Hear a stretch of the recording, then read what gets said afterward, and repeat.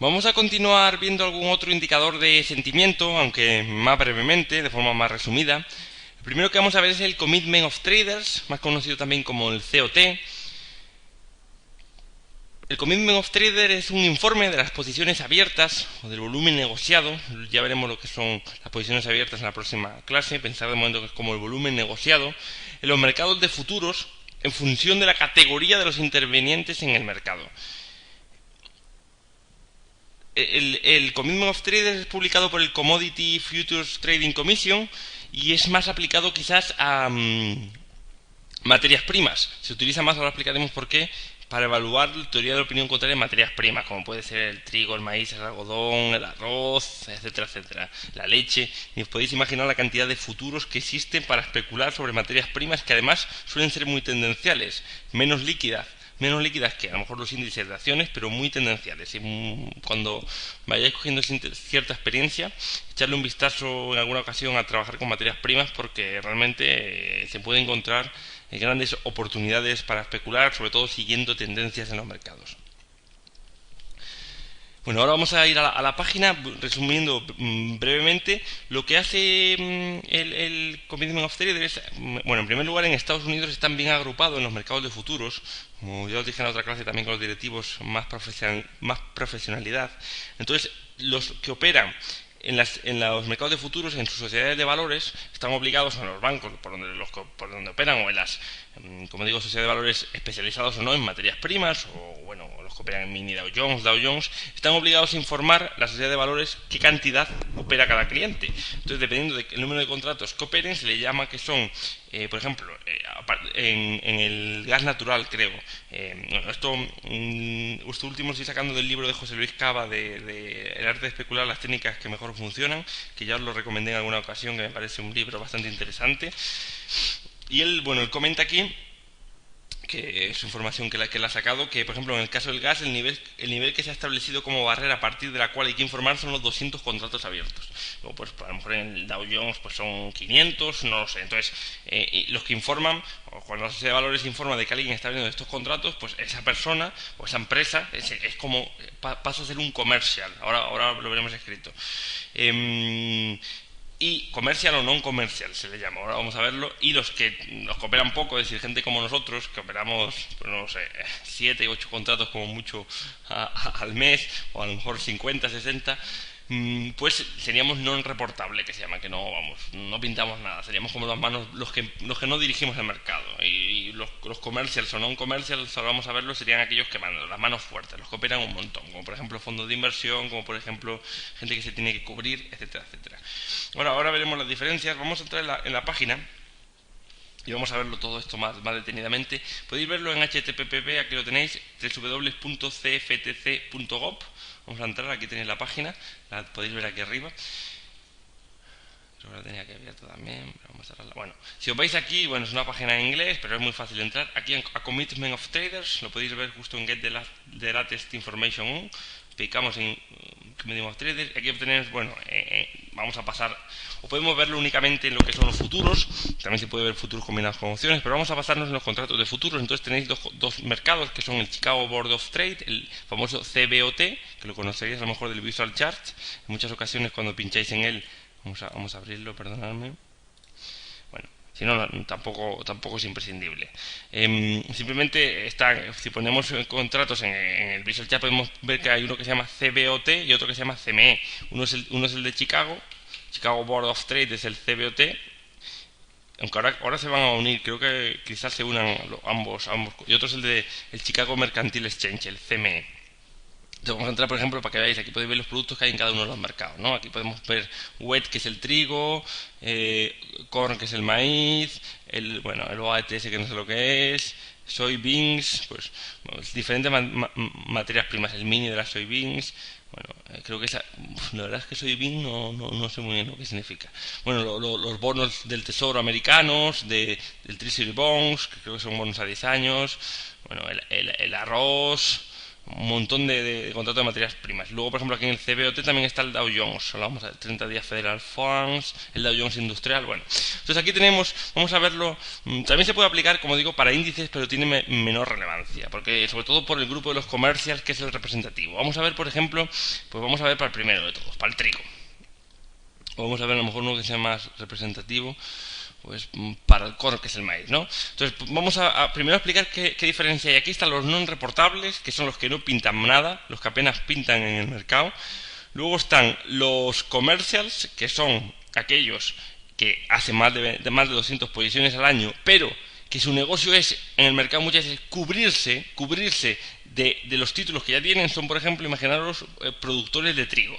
Entonces, si tú produces trigo, imagínate hoy, y hoy vale 100 euros al contado, pues lo que suelen hacer estos comercios es que acuden al mercado de futuros para cubrir sus posiciones largas. Es decir, ellos tienen, imaginaros, yo creo que se llaman los trigos, creo que se llaman basels de trigo o algo así, bushels, creo que se escribe en castellano. Bueno, es como lo escribiríamos nosotros en castellano. Lo pronunciaríamos bushels, tal como lo escribimos, creo que son como basels de trigo. Igual me equivoco, que tampoco estoy muy puesto en estos temas. Pero bueno, imaginaos que tenemos un kilo de trigo y que yo produzco un kilo de trigo y vale 100 euros. Pero vale, yo lo estoy produciendo ahora y lo voy a vender dentro de un año. Por lo tanto, a mí me interesa, yo quiero venderlo a 100 euros. O sea, yo digo, a ver si de aquí a un año el precio del trigo va a bajar y lo voy a vender a 50 euros. También puede subir y venderlo a 150, pero ese no es mi negocio. Mi negocio no es especular con el trigo. Yo tengo unos gastos fijos y tengo unos ingresos previstos que si lo vendo a 100 va perfecto. Y es por una de las cosas que funcionan también los mercados de futuros. ¿Cómo me puedo yo cubrir ante eso? Pues muy fácil, me compro un futuro, me vendo de un futuro del trigo. Me vendo de un futuro, ahora que valdrá más o menos 100, ¿no? Si contado vale 100, el futuro más o menos vale 100. Por lo tanto, si mañana el futuro vale 50, o dentro de un año, perdón, el futuro vale 50, yo por mi mercancía habré perdido 50 euros, pero como estoy corto en el futuro, he ganado 50 euros en el futuro, por lo tanto, yo es como si hubiese ganado 100. Si vale 150, yo por mi mercancía, como estoy corto, por mi mercancía, he perdido. He ganado 50 euros más, lo voy a vender 50 euros más caro, pero he perdido en el futuro 50 euros, por lo tanto estoy cubierto, tengo cubierta mi posición y mi trigo lo voy a poder vender dentro de un año a 100 euros, que es lo que me sale a mí bien para que pueda pagar a todos los empleados que lo produjeron, pagar los fertilizantes y tener unos beneficios. Entonces, esto en los mercados de materias primas, pues aparecen estos señores, que son los que se llaman los comercios, y que es un grupo que está integrado por empresas o particulares que intervienen en los mercados de materias primas para cubrir los riesgos derivados de su propio negocio. También son conocidos como los hedgers se llaman también, HEDGERS. En muchas ocasiones incluso superan los límites de posiciones abiertas establecidos, porque hay unos límites para tanto particulares como non-commercials, que son aquellos que utilizan más de 200 contratos, pero son, por ejemplo, los denominados fondos de inversión más especuladores. Es decir, son como si fuesen hedge funds, fondos de especulación que hacen más que 200 contratos, pero que son este grupo de aquí, los non-commercials, pero que no se dedican a cubrir posiciones, sino más a especular.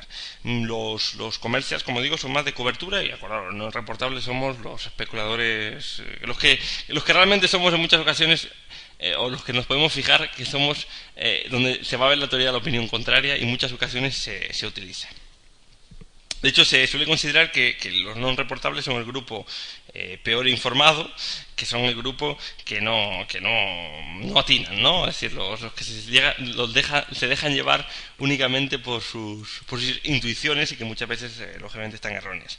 Sin embargo, el grupo mejor informado, porque el negocio gira en torno al producto, sobre el que realizan operaciones de cobertura en el mercado de futuros, es el grupo de los comercios, que digo, hay en ocasiones que no se cubren y dicen, bueno, ahora no me voy a cubrir. ¿Y quién mejor va a saber que un productor de trigo cómo va a ser el precio del trigo en el futuro? ¿Quién va a tener más experiencia que él? Pues un poco mirándonos por estas experiencias se suele ver que si en un determinado contrato los comercios, sobre todo de materias primas, aunque también lo podemos aplicar, de hecho, seguir probándolo, por ejemplo en el Dow Jones, que están aquí en el CBOT, lo habíamos visto. Pues si los comercios están, por ejemplo, todos largos y los no reportables están cortos, ojo, pues puede ser un síntoma de que de que probablemente vaya a subir en las próximas sesiones bueno, en las próximas sesiones, en las próximas semanas el mercado, ¿no? Esto realmente se publica todos los viernes y hace referencia, si no recuerdo mal, no sé si es el martes o el miércoles, es decir, el viernes bueno, aquí no son encuestas, aquí son datos que salen del broker directamente, de la propia del propio Commitment of Traders, de, como habíamos dicho, el Commodity Futures Trading Commission, de la comisión encargada, que a través del ordenador pues saca los datos fácil y dicen, bueno, el miércoles así estaban todas las posiciones de los que son commercials, non commercials, etcétera. Cava también expone en su libro que realmente los non-commercial también suelen ser unos buenos indicadores de la opinión contraria. Dice que, por ejemplo, que su experiencia le ha enseñado, lo dice en su libro, en la página 70, que este segundo grupo, el de non-commercials, es un magnífico indicador de opinión contraria en los mercados de divisas, por ejemplo. Durante la fuerte subida experimentada por el eurodólar en enero del año 2003, estuvieron permanentemente adoptando fuertes posiciones cortas. En los mercados, el divisa lo vemos en el CME, que es el otro mercado, si os acordáis aquí tenemos, bueno, para que veáis otros, pues tenemos la leche, pues aquí veis bueno, que están muy empatados los dos. A lo mejor si no dice nada significativo, oye, pues nada, a ver si vemos algún mercado que nos haya dicho para esta semana del 15 de abril, o sea, la semana que se publicó el viernes 18 de abril, pues a ver si vemos algo interesante. Link Hawks, que no sé muy bien lo que es. Vamos a ver. No sé si vamos a ver algo o no vamos a ver nada. Hay veces que lógicamente Federcate, no sé muy bien lo que es. También es importante ver en las divisas, también es interesante porque también hay mucha gente que se cubre porque son exportadores o importadores. Entonces, vamos a ver qué vemos por aquí. Vamos a ver el euro dólar, por ejemplo.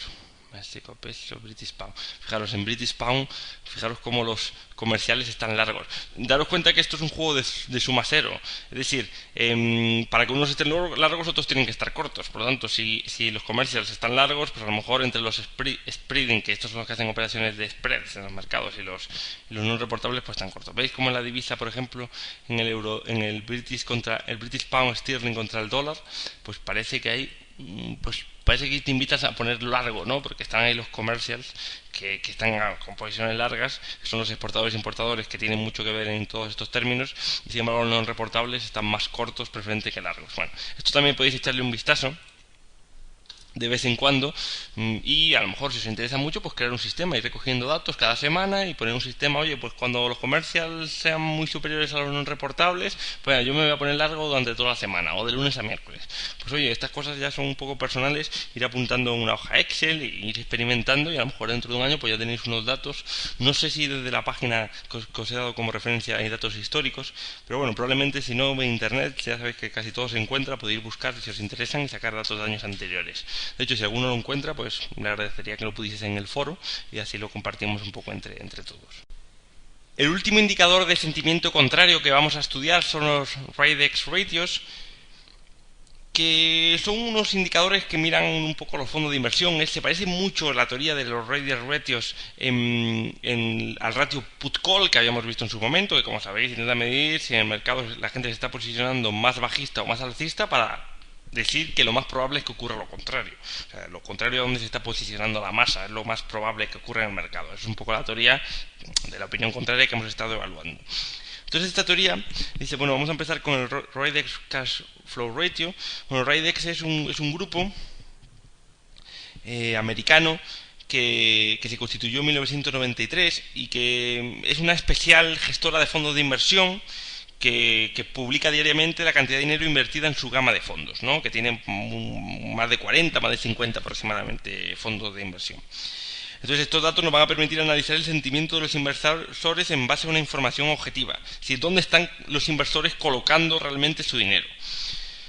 Utilizando esta información, pues podemos trabajar, como hemos dicho, con esta teoría de la opinión contraria si queremos en ella y sobre todo, bueno, primero lógicamente había que probar y dedicar un tiempo a analizarlo. Aquí simplemente voy a mencionarlo por si a algunos les interesa.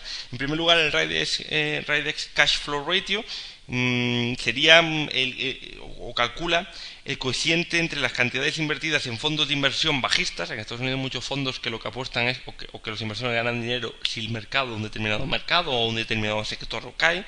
Entonces, calculando el cociente entre los fondos de inversión bajistas y los fondos de inversión que se sitúan al alza, pues, lógicamente, si ese cociente es muy alto, quiere decir que hay muchísima gente situada en fondos de inversión bajistas. Por lo tanto, nuestro sistema de especulación nos diría, oye, vamos a empezar a pensar en ponernos largos por teoría de opinión contraria, y viceversa.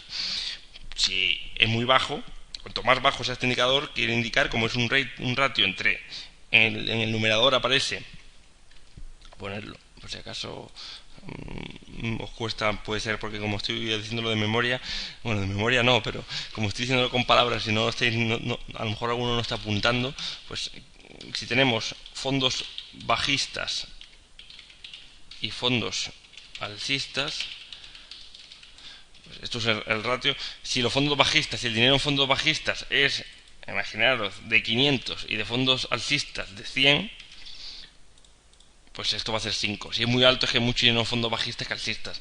Tampoco mirar, a lo mejor, porque lógicamente, y como pasa en España o pasaría si hubiese muchos fondos bajistas, probablemente la mayoría de las personas invirtiesen en fondos alcistas. Por lo tanto, a lo mejor que sea, imaginaros, 100 millones de euros en bajistas y 170 en alcistas, pues a lo mejor este ratio es que casi todo el mundo está siendo bajista. O sea, habría que ponderar más o menos cuál es el término medio. A lo mejor el término medio es que haya pues 100 bajistas y es un medio. Esto sería lo normal cuando no hay ningún extremo, es decir, cuando no hay sobreponderación en el mercado y están muy equilibradas las fuerzas bajistas y alcistas, pues a lo mejor lo normal es que haya un medio. Por lo tanto, si se igualan y quedan 200-200, esto lógicamente habría que evaluarlo.